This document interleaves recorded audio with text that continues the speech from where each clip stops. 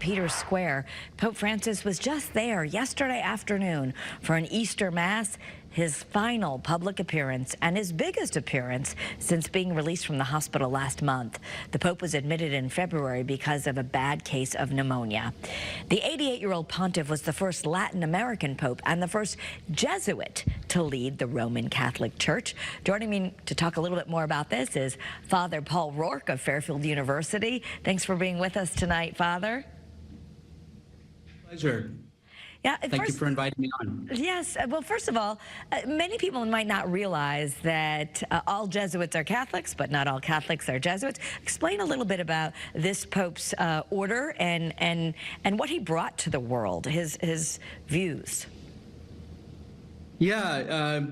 Well, Jesuits are what's called a religious order within the Catholic Church. So we're an order of male religious, which means that we take vows of poverty, chastity, and obedience, and we live in community according to a certain way of life.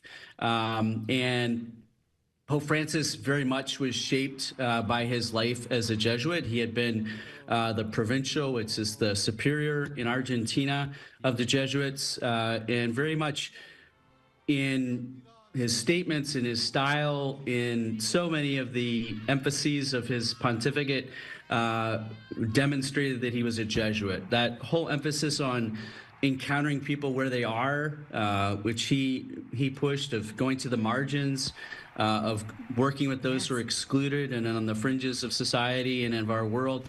That's very much a commitment of the Jesuits and very much something that I would say was a hallmark of his pontificate. Yes, also many calling him a reformist pope because he did try and change some things. He elevated women.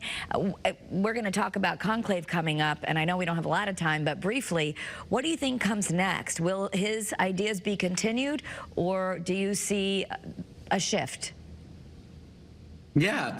Well, I don't have a crystal ball, but what I do have is a real faith in the Holy Spirit, that the Holy Spirit is in charge of the church.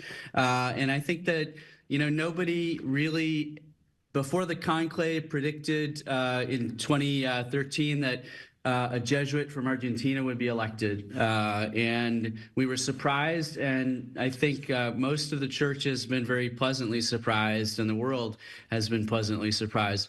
I'm sure we will be surprised in other ways at the conclave.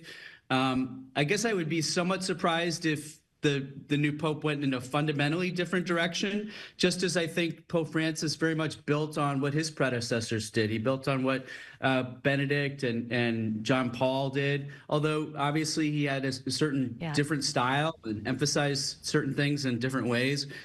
But he was in no way, I think, a contradiction of what came before, and I don't think his successor will be either. Okay. That's what I would say. Father, thank you so much. We appreciate your time tonight, and we will, of course, the world will be watching. Thank you for sharing your time. And